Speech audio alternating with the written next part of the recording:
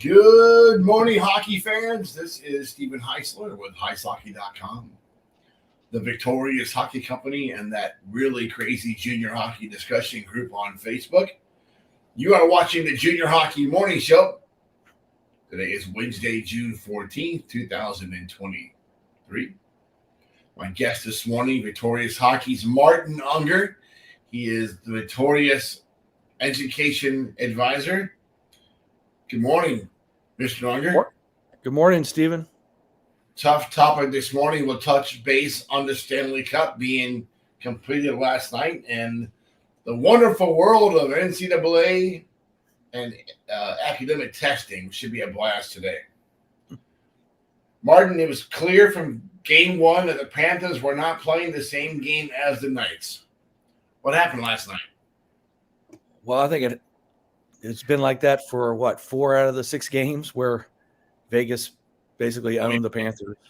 Only played 5 games. Or what? Yeah, 5 games. Sorry. I was thinking ahead. Yeah. So 4 out of the 5 games, Vegas pretty much dominated every game other than the one at the end there where they give up the late tying goal and then lose in overtime. But you could really tell that, Florida really relied on Chuck, and when he wasn't there last night, they just weren't there. And you can tell how much of a big impact he has on their group. And, I mean, quite honestly, let's be real. They barely got in the playoffs. I mean, they're the 8th seed. They bully their way through the Eastern Conference over there, and then they get to a juggernaut of Vegas, and they just didn't have the horses. Florida was able to play all-time hockey against the Bruins, Leafs, and Canes. Those 3 teams did not have the size or the depth of Vegas, and that really showed, didn't it? Yeah, I mean, you could tell, playing that grinding game too, it's such physicality. It wears you down, and you're supposed to wear the other team down, but it didn't wear down Vegas because they just had so many guys that could match that physicality. And when you play that style and you hit with a team that is just as physical as you can take it, doesn't quite work as well. In Vegas rolled 4 lines at them like a clock. Just roll. Just wouldn't get off the rotation, and all 4 lines were definitely powerful and dangerous. And we talked about it last week where Florida, if their 4th line's out there, I know the coach is screaming, don't ice the puck, because there's no letting up with this Vegas crew. They're going to come back at you hard and heavy, and that was certainly evident last night. Yep. They got a lot of talent too. I mean, not only are they physical, they've got the talent to score and make it a finesse game too. So, I mean, they had a great mix, and they had great goaltending as well. So, and obviously that got to have that to win. I heard last night after the post-game show that Vegas used 5 different goalies over the course of the season. It was just even Jonathan Quick got in there, and, pretty amazing. Florida's win-loss record in Stanley Cup Finals play is now at 1-8. They were swept by Colorado in the 90s. What do you think the Panthers have to do between the years to get past this loss? Well, first of all, I don't think any of the guys that were on the Panthers team this year were even born probably when they lost and got swept by Colorado. So they probably don't even know that even existed. But I tell you, as a competitor, I'm sure those guys are pissed and that, they're disappointed that they lost. I'm sure they all felt like they could win, even though in the public persona, when you look at it, you're the 8th seed, you're up against a better team. You don't look like that or you don't talk like that in the locker room. You don't think like that at all. So they're pretty ticked off that they didn't win. And I'm sure there's going to be we didn't have our best player. He was hurt in game 4 and 5. Maybe if we had him, things would be different. So, you're going to have all those things right after the game. And then as the summer settles in, you start using that as fuel. We've got to do all this to get better. And as a individual player, you're just doing everything you can to get better and get ready again for the next year after you regroup from a long season. Let's switch gears back to your specialty, and that's getting kids into college and the right position to get into college. Let's talk today about the ACT and SAT testing. Should players take one or the other or both? And if so, when? That's a great question. So I get that all the time. Which one should I take? When should I take it? You can take both. It doesn't hurt to take both. Here's how the test works now. It's really because of COVID, kind of messed things up with your eligibility, but also whether schools take that test to even get you in. Everything's been waived since COVID to where you don't even need test scores to get into school for some of them or a lot of them. And you haven't had to have the test scores to be eligible through the NCAA Eligibility Center. That's been waived up until they haven't made a decision on the 2024 class yet.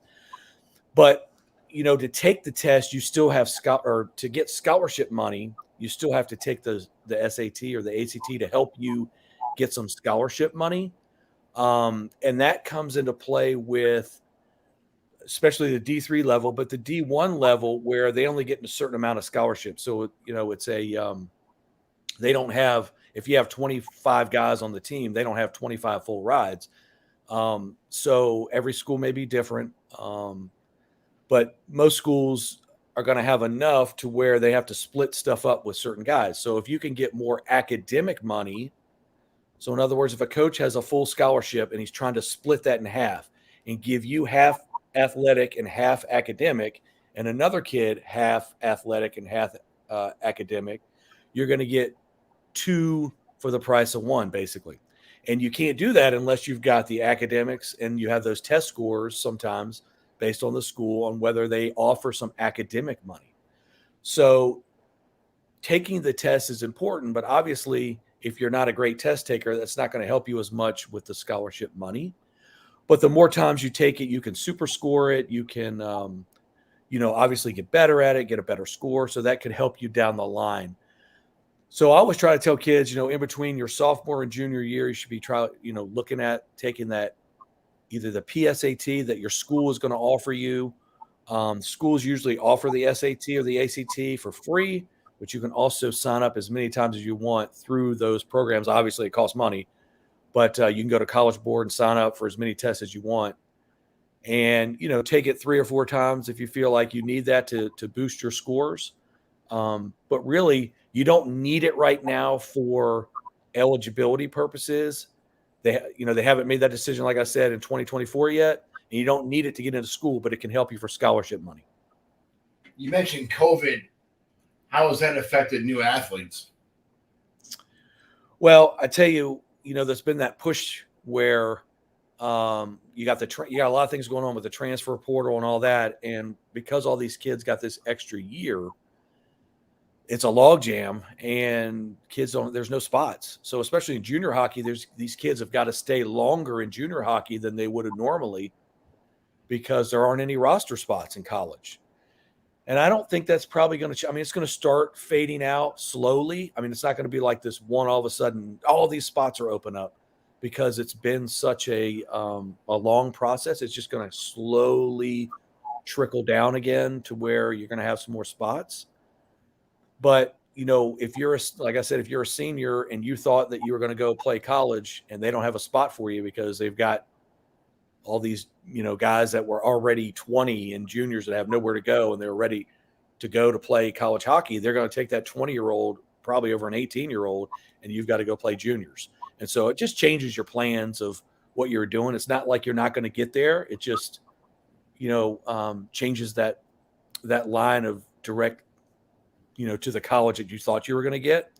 And I think then that opens up that question of what should I be doing during that time? Should I be taking those classes? And we talked about that last segment that I was on about, taking a class or two to stay sharp with your brain, because if you take a year or two off from school, it's awful hard to get back in that groove. Absolutely. With the transfer portal in full swing, how long can we expect the logjam in college athletics to continue? Yeah, and I just, I kind of touched on that a second ago. I think it's going to slowly come down. This is coming into, we've got probably 2 more cycles of students still getting that free that year. And really you don't know, because you don't know who's going to keep that year. They might have an extra year, but they might decide I want to go pro or I don't want to go to college anymore. So, if everybody decides they want to come back for another year, we still have another 2 years of this. But like I said, I think there's a lot of student athletes that, either know that they don't want to pursue this any longer. They've done their 4 years or 5 years, and they're like, I don't want to do it anymore. I'm done. I want to go play pro, or I just want to go get a job, or I want to do something else. So I think it's going to slowly start weeding out over the next couple of years. I saw something this morning where the Pitt football coach was complaining about Deion Sanders in Colorado and them actually rebuilding their whole program through the transfer portal. And Sanders' response was pretty hilarious. What's that guy's name again? I never heard of that guy. It's just it's interesting how that's from college football, but the impact on college hockey is as severe. The portal has made everything up in the air. Coaches really don't know until it's really too late who's coming back. So they're busy over recruiting, and the top schools are able to do that and convince, I'll use one school for example. So a school in the Northeast has 25 incoming freshmen in this class and only 6 players outgoing. So we know off the top, 19 kids are not going to get stalls. Are they going to put them in the girls' locker room? Where are those kids going to go? So it's going to be interesting how schools deal with that situation and how the students deal with it as well. Obviously, 19 players, that's a whole hockey team. They're not going to be hanging around. They're not going to stick around for a shot at it the following year, because that coach will probably do the same thing. And we're seeing that more and more, especially at the higher end programs.